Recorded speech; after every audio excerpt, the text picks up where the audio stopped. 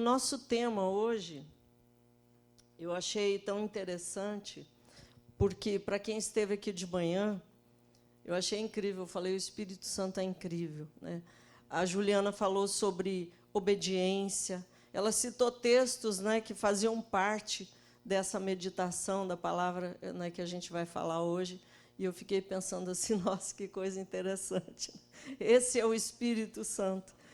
E o nosso texto ele está em Tiago, no capítulo 2, começando no versículo 14.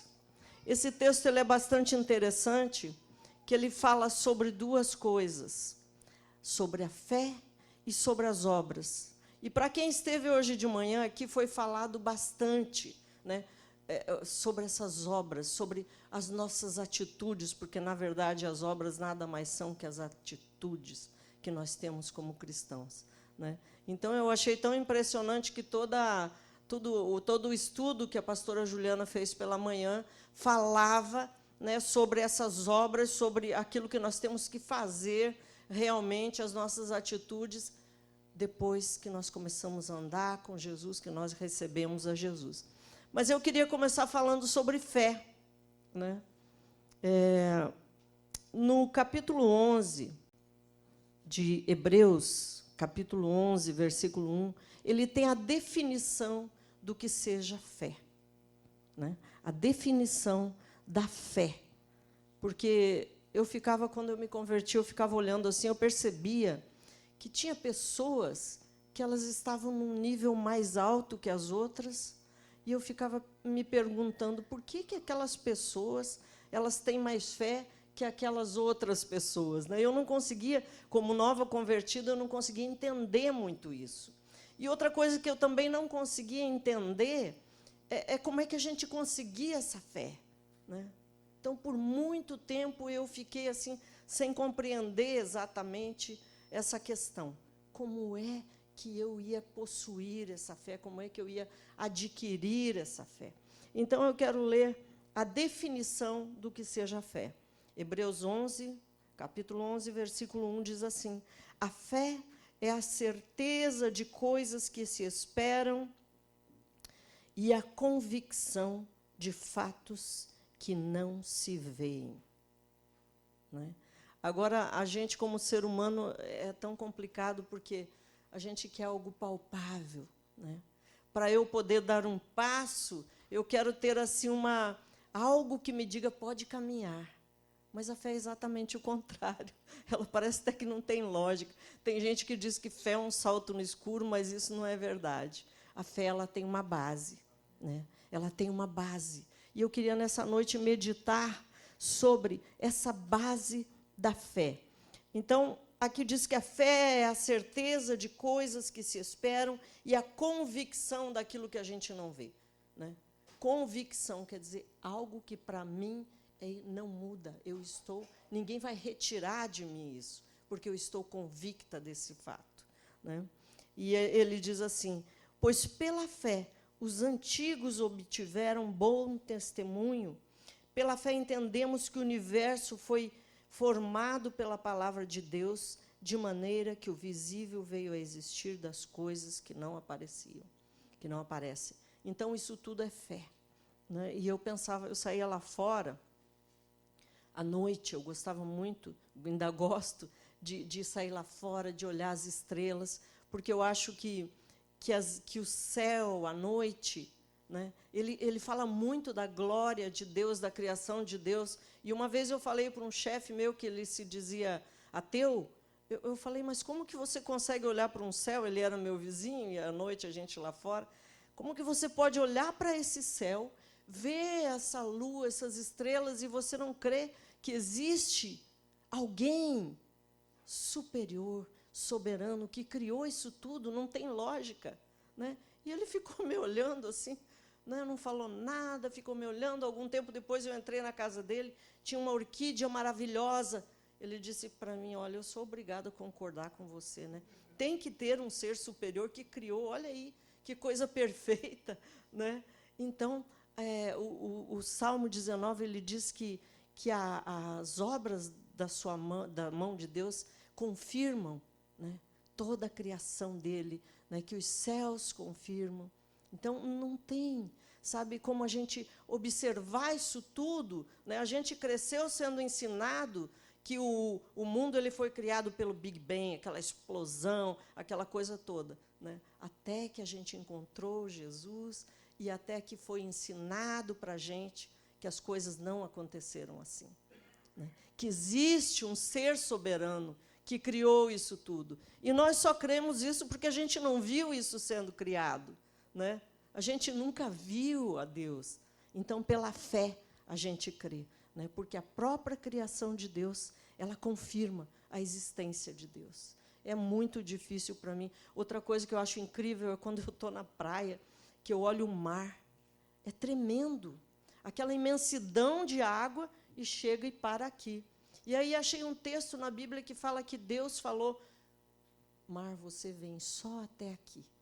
Deus deu limite às águas. Ele controla isso tudo. Então, o mar, né, o céu, a lua, tudo isso, o sol, ele demonstra a grandeza de Deus, né? Não tem como as pessoas que têm um pouco de sensibilidade olhar para isso tudo e dizer que não existe um Deus, né?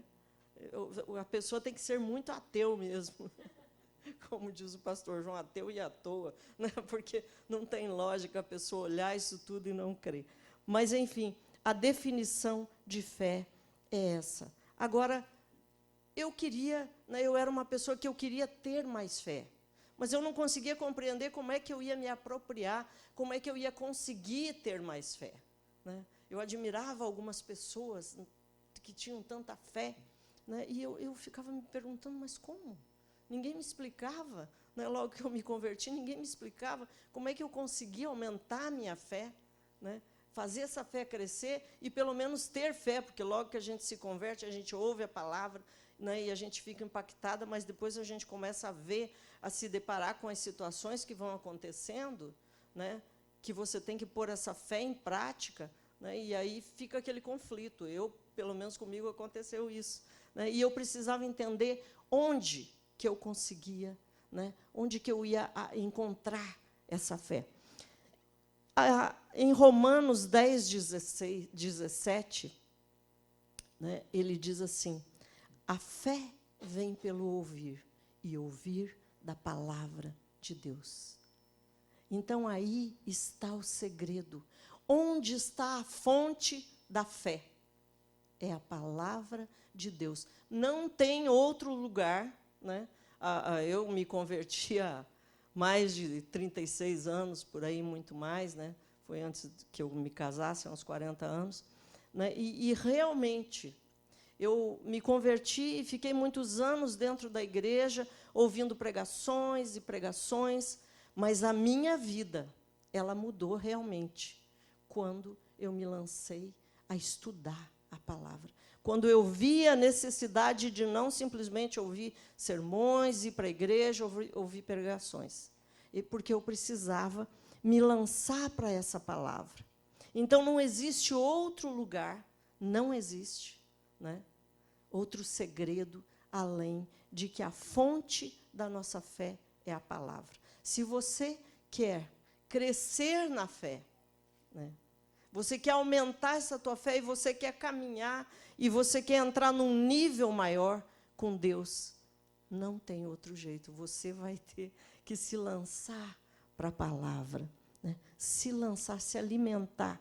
2 Timóteo, capítulo 3, versículo 16, diz assim, toda a Escritura é inspirada por Deus.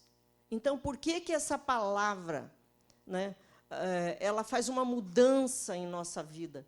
Porque ela tem vida. Não é como quando a gente lê um jornal, uma revista, e a gente lê bons conselhos ali e coisas, mas aquilo passa, não faz diferença. Agora, a palavra é diferente, porque ela é viva. Aqui diz que ela é inspirada, toda a Escritura é inspirada por Deus, útil para o ensino, para a repreensão, para a correção e para a educação na justiça. Então, esse é o objetivo, a finalidade da palavra. Não tem como a tua vida ser mudada sem esse lavar da palavra. Quando nós conhecemos a Jesus, a gente veio lá do mundão, né, entulhado de lixo. Por quê? Porque a gente aprendeu coisas lá fora, conceitos que nos ensinaram, comportamentos aprendidos na nossa família, na escola, nos amigos. E, para a gente, isso era uma verdade. Né? Estava tudo certo. Mas, à medida que nós vamos lendo essa palavra e conhecendo a palavra, os nossos conceitos começam a ser mudados. Hoje, pela manhã, a pastora, no estudo que ela fez, ela passou um pedaço de um filme sobre Jesus, né? Aquela parte, aquele texto em que ele lava os pés dos discípulos. E o Pedro, né, aquele cara temperamental, né, ele já foi dizendo para Jesus, não, os meus pés não vai ser lavado. Você não vai lavar meus pés. Porque ele achou aquilo, né, que era demais. Jesus era um mestre, e, de repente, Jesus ia lavar os pés dele. Não, você não pode lavar os meus pés. Aí Jesus falou, se eu não lavar os teus pés, você não tem parte comigo. Né? Aí Pedro, então, lava a cabeça, o corpo. Por quê? Porque a água é símbolo da palavra. Quanto mais palavra nós jogamos na nossa vida, mais limpeza vai sendo produzida na nossa vida. Não tem outra fórmula. Né? Não tem outra fórmula de uma mudança em nossa vida, senão através da palavra. É ela que vai limpar. Agora, né, o meu marido até lhe faz uma ilustração que você é quem controla a torneira. Né? É como se a gente tivesse uma grande, né, fonte aqui, e você é que tem na tua mão o poder de abrir o quanto você quer essa água. Então, a tua limpeza, a tua mudança, ela é determinada pelo quanto você abre essa torneira. Se você abre pouquinho, cai aquele filetezinho de água, vai demorar para limpar. Mas, se você abre totalmente essa torneira, vai jorrar. E essa limpeza vai acontecer rapidamente. Por que, às vezes, a gente olha pessoas, né, que chegam na igreja e elas estão tendo, de repente, uma mudança rápida, né? A vida está sendo transformada, porque elas abriram mais essa torneira do que outras. Né? Isso está em nossas mãos. Somos nós que definimos o quanto nós queremos da palavra, o quanto essa palavra vai nos limpar. Não tem outra fórmula. Então, a fonte da fé é a palavra. Não adianta procurar em outro lugar. Né? Não adianta. Quanto mais palavra você lê, você vai sendo trabalhado. Né? E você começa a experimentar, né, no teu dia a dia essas coisas que a palavra fala para você. Né? Por exemplo, eu tinha um problema logo que eu me converti e passei ao longo, né, da minha vida cristã com o mesmo problema e nunca tinha percebido aquele problema. Eu tinha um problema sério com as minhas palavras. Uma pessoa de palavras duras, né, muito fortes. Eu saía ofendendo os outros em nome da verdade, da franqueza e da sinceridade, porque eu dizia assim, aquele ditado popular, a palavra, a verdade tem que ser dita, doa quem doer. Então, para mim, se era verdade, acabou. Ela precisava ser dita. Mas, quando eu comecei a estudar a palavra, eu fui descobrir que não era assim. Né? Provérbios 15, por exemplo, ele fala assim, a palavra dura suscita a ira, mas a palavra branda desvia o furor. Então, quer dizer, da maneira como eu falo, eu vou ter a resposta. Se eu dou uma palavra dura, a outra pessoa pode estar calminha. O que vai acontecer com ela? A menos que ela já seja uma pessoa tratada, né, muito trabalhada, eu vou gerar ira no coração dela.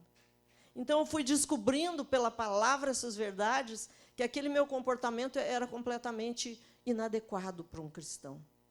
Não combinava. Né?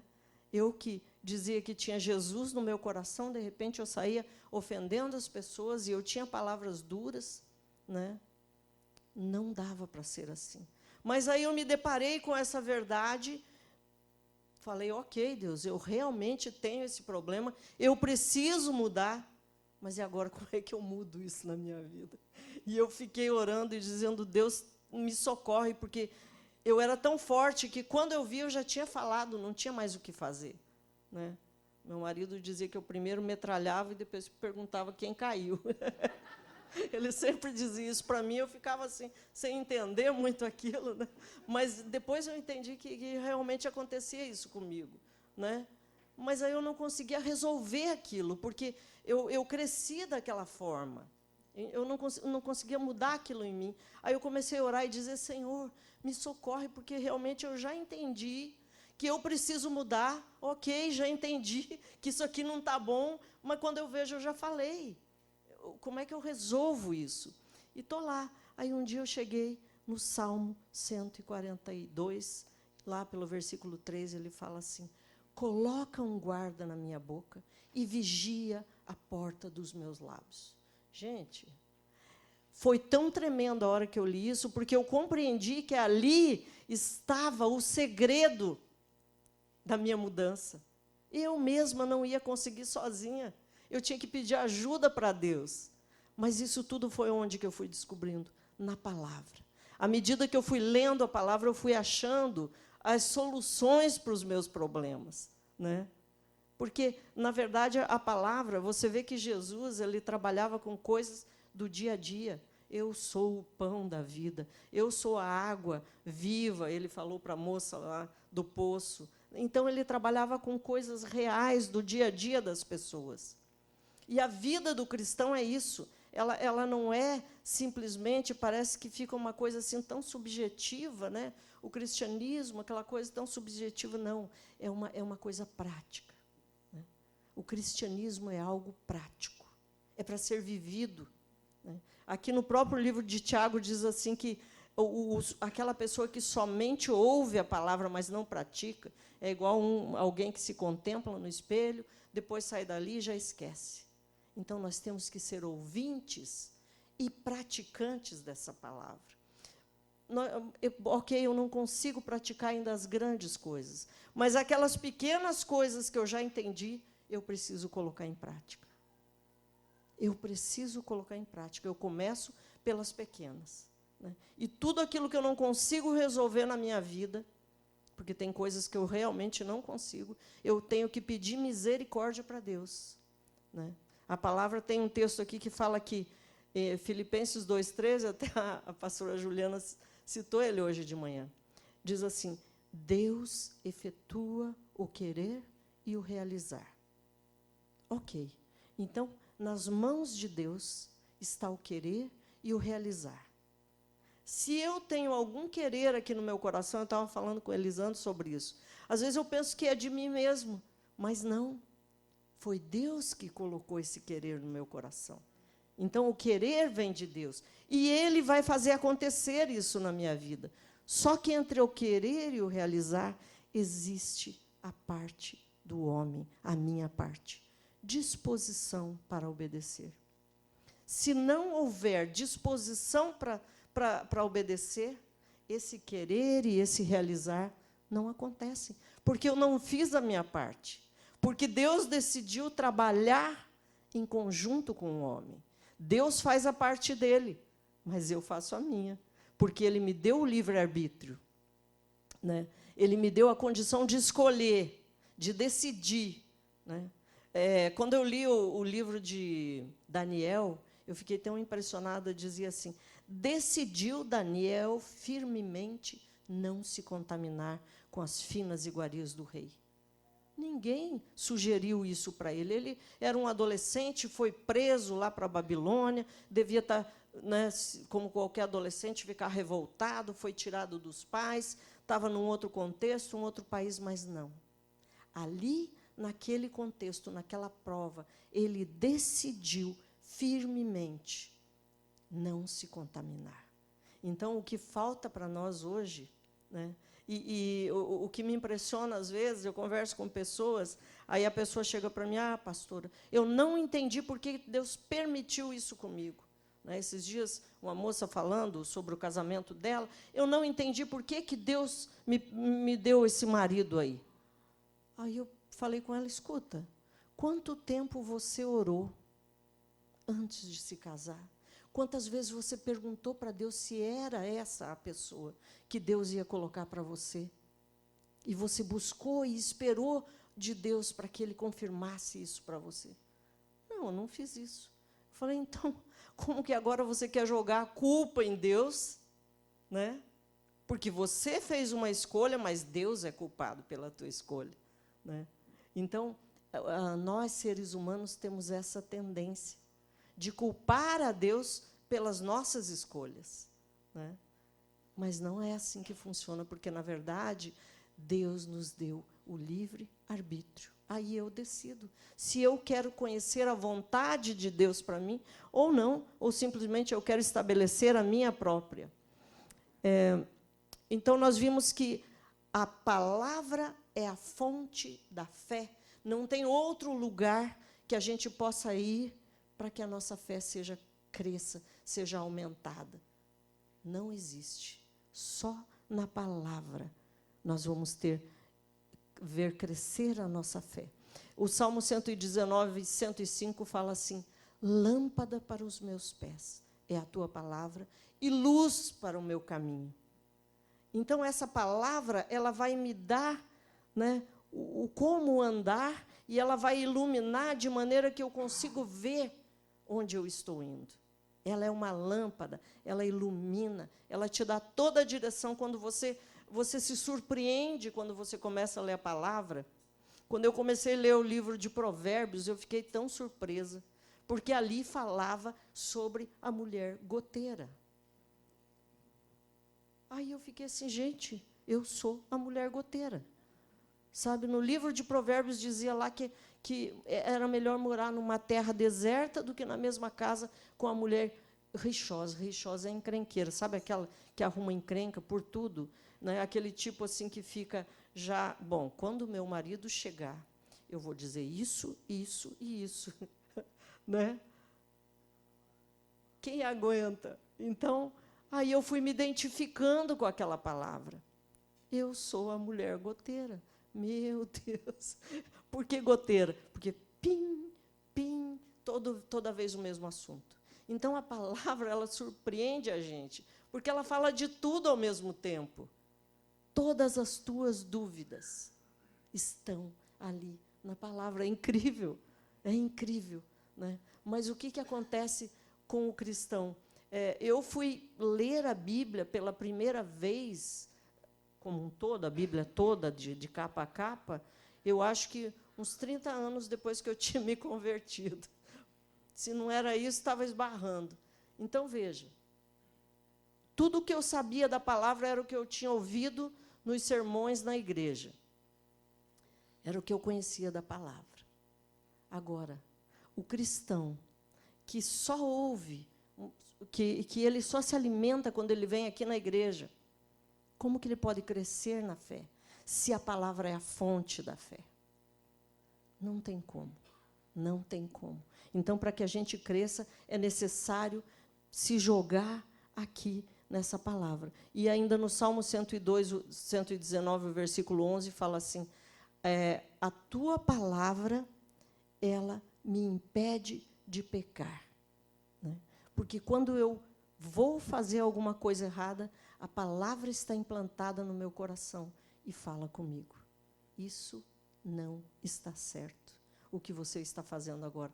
Então, essa palavra que ficou gravada, ela vai falar, o Espírito Santo, ele vai aplicar essa palavra.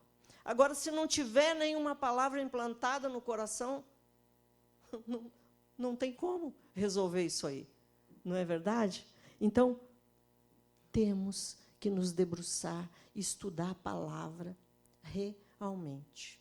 E eu entendi uma coisa, que é necessário a gente ter uma Bíblia, pelo menos para mim isso faz muita diferença, aqui de papel, onde eu possa fazer anotações, porque essa Bíblia que a gente lê aí no iPad, no nosso celular, às vezes tem lá um recurso, você faz uma anotaçãozinha, mas Não tem como. Aqui, por exemplo, eu ligo os textos, acho um texto que tem a ver com isso, e eu começo a fazer uma ligação de textos, e eu vou aprendendo com isso.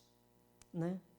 E aí, quando você está no celular, lendo a Bíblia, aí, pim, aparece aquela mensagenzinha, e você pensa, não, eu preciso ler esse negócio aqui, porque isso aqui é muito importante. Aí você para a tua leitura da Bíblia e vai ver o que aquela mensagem disse para você. Você já perde toda aquela conexão com a palavra. Você perde. Né? Então, é muito importante você ter uma Bíblia na sua casa, assim, essa aqui, a tradicional, e começar a estudar. Né? Estudar essa palavra. Agora, outra coisa que eu entendi na minha vida, que a fé, ela tem requisitos. Né? E eu queria falar essa noite sobre 2 requisitos da fé. O que é requisito? Requisito é um requerimento, né? É aquilo que é necessário para essa coisa aqui. Então, o requisito, a fé, ela tem 2 requisitos. Eu quero falar sobre o primeiro requisito que eu anotei aqui, que se chama confiança. Como que eu posso dizer que eu tenho fé se eu não confio? Né? Você nunca passaria uma procuração para que alguém que você não confia possa administrar os teus bens lá no Brasil, possa, né, administrar sua conta, enfim, os seus bens lá. Você não faria isso, porque você não confia naquela pessoa. Né? Então, a fé, um dos requerimentos da fé é a confiança. A confiança. Eu queria dar um testemunho bem rapidinho, que nós estamos aqui há uns 3 anos e meio, por aí, quando fazia um pouco mais de um ano que nós estávamos aqui, o meu marido foi preso, né, e disseram que era só pagar um valorzinho ali, que ele já ia ser solto, a gente foi e pagou, mandaram ele para uma prisão de imigração a 220 milhas de onde a gente mora, e ele ficou lá. E aí o advogado falou, não tem mais como tirar ele de lá, ele vai ser deportado. Né? Pediu até para o pastor João Carlos me informar isso. Agora, eu tinha entrado com o meu processo de visto de estudante, você vai ter que decidir agora se você vai dar sequência ao teu processo de visto ou se você vai parar com isso, porque você vai ter que voltar para o Brasil. Não tem como, fatalmente ele vai ser deportado. E esse advogado é um dos melhores da imigração lá da Geórgia, né? E ele falou isso, não tem o que argumentar. Só tem uma coisa que poderia impedir a deportação, se o seu visto chegasse. Mas já faz mais de um ano, então, provavelmente, eles não vão conceder o seu visto, né, porque esse advogado trabalha com isso. Então, não tem como, ele vai ser deportado. Então, meu irmão chegou lá em casa com essa notícia, né, para mim.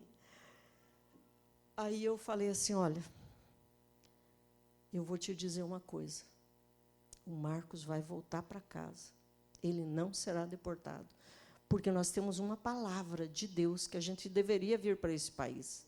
Eu não queria vir, eu morava em Curitiba, amava Curitiba, gostava demais daquele lugar, não queria vir de jeito nenhum. Mas aí nós recebemos uma palavra, que a gente viria para esse país. Aí eu falei, então, se Deus deu uma palavra que nós viríamos para esse país, eu não sei, não faço ideia o que Deus vai fazer, mas uma coisa é fato, alguma coisa Ele vai fazer. E o meu marido não vai ser deportado, então diga ao advogado que eu continuo com o meu processo de visto e que o meu marido, o Marcos, não vai ser deportado. Muito bem, cheguei na igreja, o culto bonito, aí, de repente, estou sentada assim, o louvor, aí Deus fala para mim, agora sobe lá e diga o que você disse para o teu irmão, o que você mandou dizer para o advogado. Gente, vamos falar a verdade. Uma coisa é eu dizer isso para o meu irmão, aí outra coisa é eu falar isso diante de uma igreja cheia, né? E eu fiquei ali no banco assim, Senhor, né? É necessário que eu suba lá e diga, né? Mas falava aquela voz, sobe lá, porque você precisa falar para a glória de Deus. Aí eu subi, eu falei com o João Carlos, olha, eu preciso subir lá e dizer que o Marcos não vai ser deportado. Ele, você vai mesmo subir lá? Eu vou. E eu subi e falei, olha, igreja, eu estou aqui para dizer contei a história que o advogado falou, mas eu quero dizer uma coisa: quem define o nosso destino não é a imigração, não é Trump, o nosso destino está nas mãos de Deus. Então, meu marido vai voltar para casa, ele não será deportado, e a igreja verá isso. Amém. Beleza. E assim foi. Né?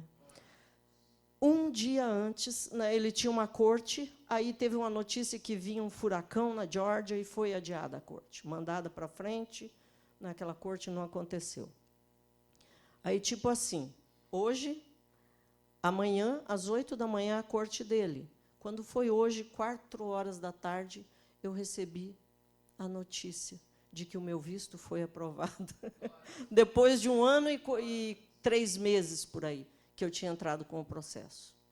Então, é Deus ou não é Deus? O advogado ficou impressionado, porque daí não houve nem corte, né? Porque nós já tínhamos o status, ele não estava mais ilegal, quer dizer, até ele poderia até mover um processo, porque ele foi preso, né, assim, por uma prisão de imigração. Né? Então, bem complicado aquilo. Mas essa fé que Deus coloca no nosso coração, mas é um negócio tão interessante que, quando você ouve, você pensa assim, não, isso aqui é da minha cabeça. Né? Mas só que você chega num certo ponto da tua fé que você já consegue perceber quando é a tua alma que está falando e quando é o Espírito Santo que está falando. Então, quando você percebe que é o Espírito Santo, aquilo te dá uma coragem incrível. Você não consegue explicar, você simplesmente vai lá e faz. Né? Então, a fé, ela é algo prático, mas ela é baseada, né? Ela tem requisitos. Esse requisito confiança é um dos requisitos da fé. Se você não confiar, você não tem fé. Você precisa fazer um teste com você mesmo. Sabe? Se você consegue confiar em Deus. O dia que eu entendi que Deus tinha um projeto para mim muito melhor que o meu próprio, eu trabalhava numa empresa federal no Brasil, era funcionária há 22 anos, e Deus falou, põe o teu Isaac no altar, e esse Isaac aí é essa empresa que você trabalha, e saia fora dele, e vá trabalhar no ministério. Gente, pensa assim, você tem um alto salário, você está numa escalada da tua, né, já de progressão na tua carreira, e aí você se depara com uma notícia assim. E eu acho que é por isso que hoje também eu vou falar aqui sobre Abraão, porque eu ficava assim tão sem entender essa história de Abraão e Isaac, e, de repente, Deus fala, põe o teu Isaac no altar. E o teu Isaac é furnas, é o teu trabalho. Isaac é aquilo que é de mais importante para você, seja o que for. Ocupa o lugar de Deus na tua vida. Né? Então, é impressionante quando você tem que colocar a tua fé em prática. Isso não é uma coisa facinha. Não é fácil. Né? Então, a confiança, eu tinha que confiar agora que eu ia sair daquela empresa e Deus ia me sustentar, né, e as coisas iam andar, mas, na verdade, Deus queria todo um trabalhar, né, no meu caráter, porque era uma pessoa resolvia tudo, podia tudo, porque a pessoa que tem um salário alto, que tem uma posição, né, numa empresa, tipo a terceira maior do país na época, não sei hoje, né, empresa de energia elétrica, então ela se acha. E era assim que eu era. Né? E aí Deus queria trabalhar. E, para Deus trabalhar, Ele tinha que tirar o meu chão. E Ele fez isso comigo. Né? Ele tirou o meu chão. Então, um dos requisitos da fé é a confiança. Agora, essa confiança, ela não está baseada em mim mesma, porque a confiança ela precisa estar baseada no caráter de Deus. Quem é Deus? Né? Porque, às vezes, você vê a pessoa dizer assim, nossa, eu tenho muita fé. Né? Aí você fica assim, mas parece que a pessoa tem fé na fé. Né? É um fé na fé, é meio estranho isso, né? Mas é um fé na fé porque não tem uma base a fé da pessoa. Porque daí, quando você vê o dia a dia dela, não corresponde. Né? Não corresponde àquelas palavras, àquilo que ela quer transmitir. Né? Então, a confiança ela precisa estar em Deus, no caráter de Deus. Se Deus falou, Ele vai fazer acontecer. Então, a confiança não está em mim mesma. Eu vou mover as coisas, eu vou fazer acontecer. Está baseada no caráter de Deus. Então, esse é o primeiro requisito da fé. Se você não confia, pode ter certeza, você não tem fé. Não adianta você se enganar a si mesmo, porque você não tem fé. Te falta o requisito confiança. Te falta o requisito confiança. E em Hebreus, capítulo 10, 35, eu quero ler aqui, porque eu achei tão interessante esse texto que fala assim: não abandoneis, portanto, a vossa confiança, porque ela tem grande galardão. Galardão é o mesmo que recompensa, presente. Né? Por quê? Porque é muito difícil confiar. É muito difícil confiar, sabe? Você, de repente, tem um alto salário e daqui a pouco você larga tudo e você confia que Deus vai conduzir tua vida e vai te trabalhar. Estou citando uma coisa aqui que me aconteceu, mas são tantas coisas que nos acontecem. A nossa tendência humana é ir lá mover as coisas, fazer a coisa acontecer. Quando Deus me dá uma direção de que eu tenho que fazer alguma coisa, eu tenho que fazer essa coisa. Mas existem coisas que eu tenho. Uma vez Deus falou para mim: aquietai-vos e sabei que eu sou Deus. Sabe? Então, tem momentos e momentos. Tem aquele momento que você vai ter que confiar e esperar, sabe, em Deus. Porque se você começar a mover as coisas, não vai terminar bem. O resultado não vai ser bom. Né? E quando você tem uma conexão com Deus, com a palavra, esse entendimento já com a palavra, você vai ter, né, esse feedback, essa conexão com Deus, de você entender, né, o tempo e o modo de Deus, que também fala em Eclesiastes, fala sobre isso. Para todas as coisas existe o tempo e o modo. E, às vezes, eu quero precipitar as coisas, porque eu não confio, então eu começo a atropelar o processo de Deus na minha vida, por falta de confiança. Né? Então, a confiança, a palavra está dizendo que ela tem grande galardão, ela tem recompensa, ela é um presente, nós vamos ser presenteados, aqueles que confiam no Senhor. Agora, o segundo requisito da fé se chama obediência. Esse é doloroso. A pastora hoje, pela manhã, falou muito sobre as equipes de trabalho, né? E envolve ali nesse processo liderança e obediência à liderança, né? Do nosso dia a dia, sabe? Então, a obediência, para mim, foi uma das lições mais dolorosas, porque, por causa do estilo de vida que eu tinha, longe de mim a tal da obediência, porque eu não precisava obedecer ninguém. Né? Eu tinha os chefes lá, né, eles davam as ordens, era o máximo da obediência que eu tinha, né, mas, geralmente, eu sabia o que tinha que fazer. Enfim, eu tinha uma dificuldade imensa em obedecer. Então, foi uma das lições, né, das partes do meu caráter mais difíceis de ser trabalhado, né, a obediência. Eu creio que todo ser humano, já desde pequenininho, você observa as crianças, eu estou observando o Samuel lá, ele quer ir desplugar a internet. E aí você fala: não, Samuel. Ele dá uma risadinha e ele vai lá. Quer dizer, a desobediência, ela já está, ela é inerente ao ser humano. Né? Então, enquanto isso não é trabalhado por Jesus, ela faz parte, sabe, do nosso temperamento, do nosso caráter, e ela precisa ser trabalhada. Eu quero ler um texto que está em Hebreus, capítulo 5, versículo 8. Diz assim: embora sendo filho, aprendeu a obediência pelas coisas que sofreu. Então, aqui está dizendo que o próprio Jesus, Filho de Deus, ele teve que aprender a obediência. Então, se o próprio Jesus teve que aprender a obedecer, imagina nós. Né? Então, a tal da obediência não é algo que nasce conosco, é algo que precisa ser aprendido. Aprendido. Por quê? Né? A obediência tem que ser aprendida. Quando você vê toda aquela história de Lúcifer, que se insurgiu contra Deus, ele se rebelou, ele implantou a desobediência. Né? Ele foi o cara que inaugurou a rebelião e a desobediência. Então, hoje, a obediência é algo que precisa ser trabalhada em nós. E a gente precisa começar isso nas coisas pequenas. Aqui dentro da igreja, por exemplo, nós temos muita oportunidade de treinar a nossa obediência. Porque aqui existe uma liderança, né?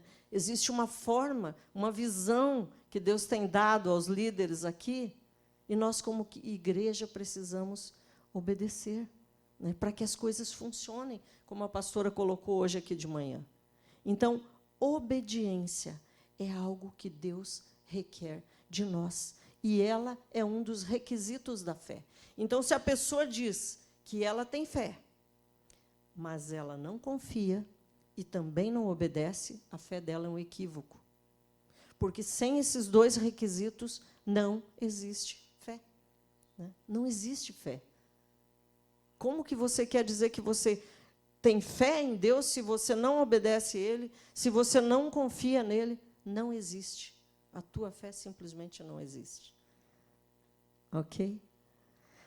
Agora, uma coisa que me chamou a atenção nesse texto que eu estou estudando, o Tiago, capítulo 2, versículo 13, capítulo 2, versículo 19. Eu descobri aqui, já tinha ouvido falar há algum tempo, mas nunca tinha assim, me atentado bem para esse assunto. Ele fala sobre um outro tipo de fé, porque nós estamos aqui agora falando sobre fé. 2,19, Tiago 2,19, diz assim: crês tu que Deus é um só? Fazes bem, até os demônios creem e tremem. Então, existe uma fé chamada fé dos demônios. Nossa, coisa estranha, chocante, né? Mas a palavra está dizendo, os demônios creem e tremem. Aí tem muito cristão que está longe de crer e de tremer na presença de Deus. Né? Agora eu perguntei, mas por que os demônios creem e tremem? Né? Eles são demônios. Porque antes de ser demônios, eles eram anjos. Eles, muito mais do que nós, estiveram na presença de Deus. Eles puderam ver ali a santidade de Deus, o caráter de Deus, quem é Deus. Então, eles realmente sabem quem é Deus. É por isso que eles creem. E por isso que eles tremem, porque eles realmente sabem quem é Deus. Então, essa é a fé equivocada. Né?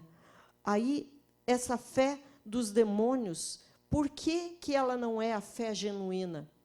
Por dois motivos. Ela não tem esse requisito que nós acabamos de estudar. Não existe obediência e não existe confiança nos demônios, na fé dos demônios, nesse outro tipo de fé, que não é a verdadeira fé, a fé equivocada. Né? Então, a pessoa pensa que, porque não, eu creio, eu saio lá fora, eu vejo que tem um Deus realmente, que criou tudo, tal, mas eu não obedeço e eu não confio. Então, essa minha fé, eu preciso me perguntar, né? Eu preciso pesar essa minha fé, que tipo de fé que eu estou tendo. Porque se essa fé, a fé genuína, ela exige confiança e obediência. São os requisitos da verdadeira fé, da genuína fé. E não existe confiança nem obediência em mim, então eu sou uma pessoa que eu não tenho fé. Né? Os demônios estão aí, têm fé e tremem ainda. Né? E, às vezes, nem isso a gente tem. Misericórdia. Né? Misericórdia. Então, eu queria aqui relembrar. Qual é a fonte da fé? A palavra. Quais são os requisitos da fé? Obediência e confiança. Se você não tem esses dois, tua fé é uma farsa. Ok? Eu quero também agora falar sobre as obras. Porque esse texto, ele fala assim, Meus irmãos, qual é o proveito se alguém disser que tem fé, mas não tiver obras? Pode, acaso, semelhante fé salvá-lo? Aí o versículo diz assim. Então, eu fiquei me perguntando, quando eu comecei a estudar esse texto há algum tempo, né, e para a minha própria vida, o que seriam essas obras? Né, porque a palavra diz que ninguém é salvo através de obras, é salvo, né, pela fé em Jesus, né, nós somos justificados pelo sangue de Jesus, não pelas obras. Então, isso deu todo um conflito na minha cabeça. Né? Mas acontece que as obras, elas são decorrência da nossa fé. Então, se eu tenho fé, automaticamente eu vou transformar aquela fé em atitudes. Então, obras nada mais são do que as nossas atitudes. Aí o versículo 15 diz assim: se um irmão ou uma irmã estiverem carecidos de roupa, necessitados do alimento cotidiano, e qualquer de vocês lhe disser: ide em paz, aquecei-vos, fartai-vos, sem, contudo, lhes dar o necessário para o corpo, qual o proveito disso? Então, a fé, ela é acompanhada de obras, de atitudes, assim também a fé, se não tiver obras, por si só está morta. Então, se a tua fé não é expressa, ela não é confirmada com atitudes, também não existe fé, ela é morta. Porque a consequência da fé são atitudes, né, que vão glorificar a Deus, que nós vamos ver aí para frente. Olha o que fez Abraão. Né? Abraão é chamado o pai da fé. Porque imagina você, Abraão estava lá, de repente chega Deus e fala para ele: olha, você vai ter um filho, e desse filho eu vou fazer uma grande nação. Né? A tua descendência será como a areia do mar, como as estrelas do céu. Beleza, ele recebeu essa promessa. Mas, de repente, Deus chega para ele e fala: toma esse filho, o teu único filho, e sacrifica ele. Aí eu fiquei pensando, estudei o texto lá, Gênesis 22. Eu pensei assim, que Abraão tinha sacrificado o filho dele logo ali, né? Mas não. Ele teve que fazer uma caminhada de 3 dias, até achar o monte onde Deus mandou ele sacrificar o filho dele.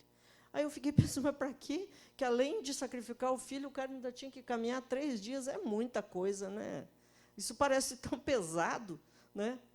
Agora ainda vou ter que caminhar 3 dias, já tem que sacrificar mesmo. Então, primeiro tinha Sara, a mãe. Com certeza, ela não ia suportar aquilo. E quem estava sendo provado era Abraão.